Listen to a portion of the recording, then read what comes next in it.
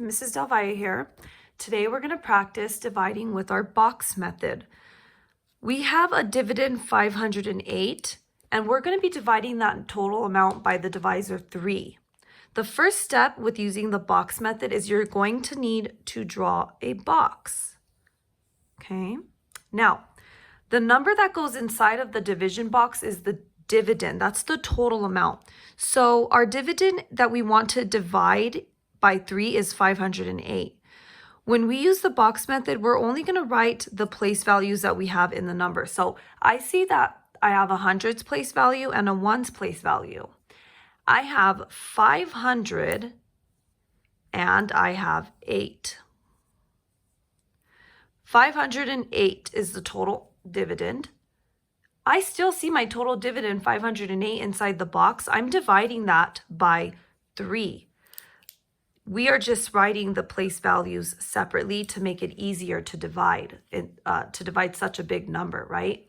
Our divisor always goes on the outside, which is 3. Now, the strategy we use with box method division is we're not so much, we're dividing 508 by 3, but we're using the operation of multiplication to figure out what is 508 divided by 3.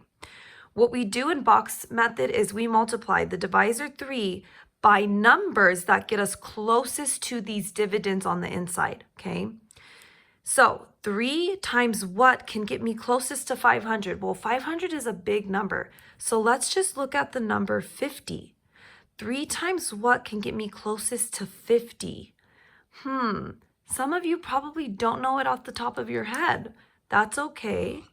Let's just think about 3 times what would get me closest to 5.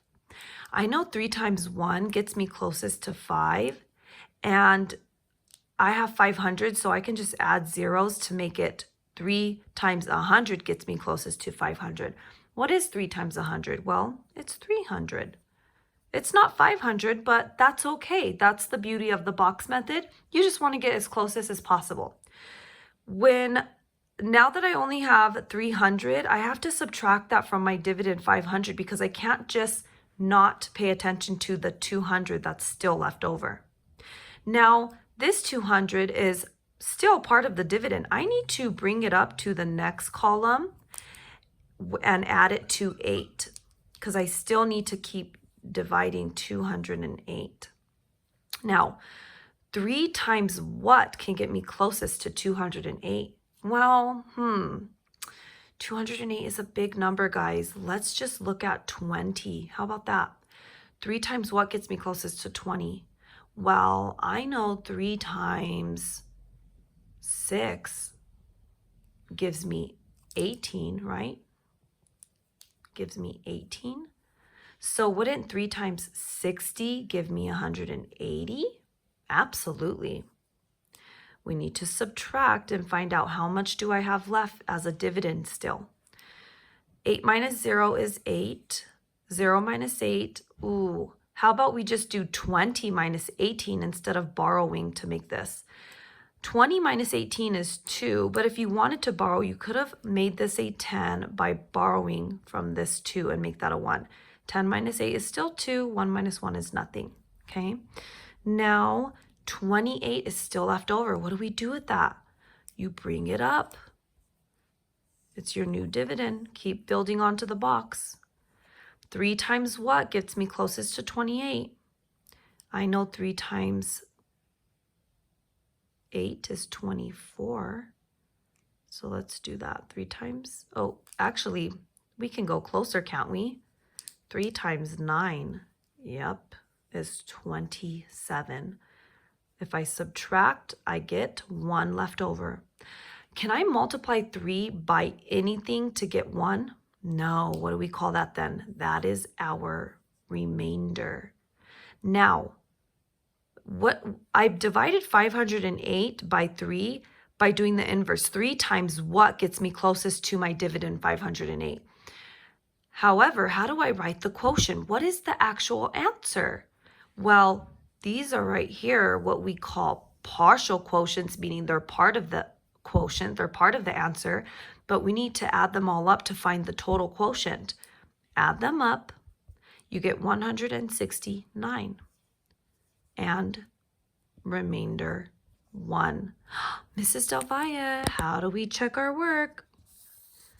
We use inverse operation, you guys. Remember, opposite operation. So isn't it true that if I multiply 169 by 3, I should get my total dividend? Yes. As we learned in our previous base 10 blocks video, it's the same thing as 169 in 3 groups. Multiply it by 3, you should get the total dividend again. So 169 times 3, right here, we're going to multiply those. 3 times 9 is 27, carry the 2. 3 times 6 is 18, plus 2 is 20, carry the 2. 3 times 1 is 3, plus 2 is 5. But why is it not matching 508? Well, because we also have a remainder. You have to add the remainder, and then you get your total dividend. It is matching. That means you're correct. You did the correct amount of work. All right, let's do another one.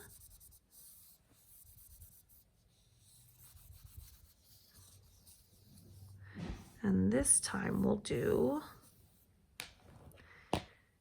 800 and, oh, let's do a 10 because we didn't do a 10 before. So 829 divided by 3. Okay, so first step is you draw your box. Okay, and your dividend always goes inside. The total amount goes inside. That's what we want to divide. 829. I'm going to separate the place values. I have 800s. I have 20, 2 tens, which is 20, and I have 9 ones, which is just 9, right? Okay, now I'm dividing by 3. That means my divisor goes on the outside. And with our box method, what we're doing is we're going to see 3 times what numbers gets me closest to the total amount, 829. 3 times what gets me closest to 800? Well, 800 is a big number, but I can start with 8 since this is a base 10 number. It's hundreds. Let's just focus on 8. 3 times what gets me closest to 8? Well, I know 3 times 2 is 6, and 3 times 3 would be 9. That's too high. So 3 times 2 is 6, but I have hundreds here. So isn't it, if 3 times 2 is 6, isn't it 3 times 200 would be 600? Yeah. Subtract that because you have dividends left over in 800 still. 800, we only subtract 600, we get 200 left. What do we do with that? Well, it's still part of our total dividend. We need to bring it up to the next column, and 20 becomes 220. 220. Okay. 3 times what gets me closest to 220? Ooh, that's a big number. How about we just focus on 22? 3 times what gets me closest to 22? Well, I know 3 times 5 is 15. 3 times 6 is 18. 3 times 7 is 21. Bing, bing, bing. 7 gets you the closest. 3 times 7 is 21. So isn't it true that 3 times 70 is 210? Yeah. Subtract. 0 minus 0 is 0. 2 minus 1 is 1. 2 minus 2 is nothing. So 10 is left over.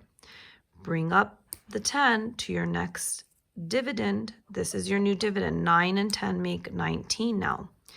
3 times what gets me closest to 19? 3 times 6 gets me 18. And there's 1 left over. Can I multiply 3 by anything to get 1? Absolutely not. It is too small. Therefore, it is a remainder. Now, what is my answer now that I divided this 829 by 3? These are my partial quotients, meaning those are part of the final answer. Well, if we add them, we should get the total quotient, 276, and we have a remainder 1. Okay, now we need to use inverse operation to check our work, you guys. So I'm going to do 3 and I'm going to multiply it by 3 times 27. I'm sorry, 276. So 276 times 3, and it should give me back my total amount that I started with before I divided it. 3 times 6 is 18. Carry the 1. 3 times 7 is 21, plus 1 is 22. Carry the 2. 3 times 2 is 6, plus 2 is 8. 828. Oh no, it doesn't match. Well, that's because we have a remainder, don't we? Add that remainder on, and then we get 829. We did the work correctly. Okay, let's do one more. One more.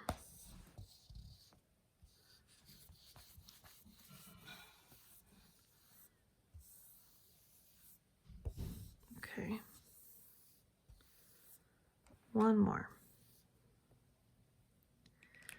We are going to do 498 divided by 6. Okay, so if I have 498, the first step with the box method is we draw a box. Our dividend goes inside. The way that we write it is we're going to break the place values up. I have 498. That way it's easier for us to divide mentally in our head. We're dividing this by 6. We want to find the partial quotients. 6 times what numbers gives me my total dividend 498. So let's see. I know 6 times something can get me closest to 40. Let's look at 40, not 400.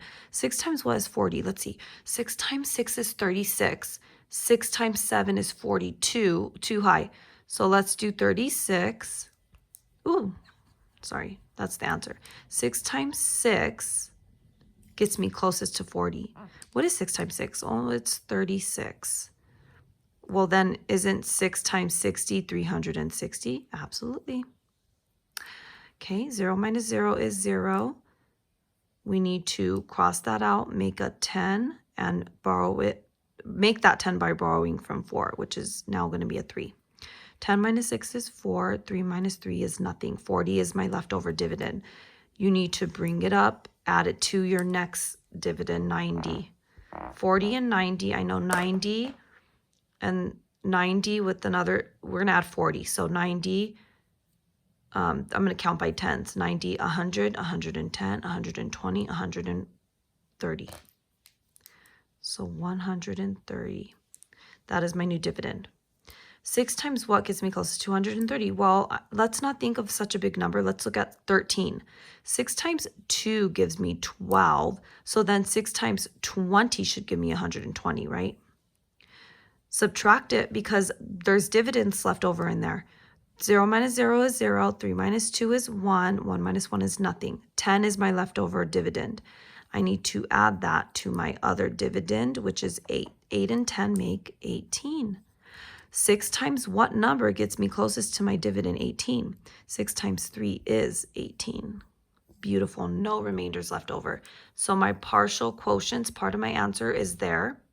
60, 20, and 3 are all my partial quotients, parts of the answer. I need to put those parts together, though. What is 60 and 20 together? 60 and 20 is 80. 3 ones is 3. 83. If I add them all up, I added them up in my head. So 3, 6, 7, 8, 83. Okay, that's my answer. I can check that I did the work correctly by using inverse operation. I am going to multiply 6 times 83, put it back together to see if I get the total dividend 498. 83 times 6. 6 times 3 is 18, carry the 1. 6 times 8 is 48, plus 1 is 49. 498 is correct. I did the work properly. All right, make sure you guys use your math multiplication worksheet.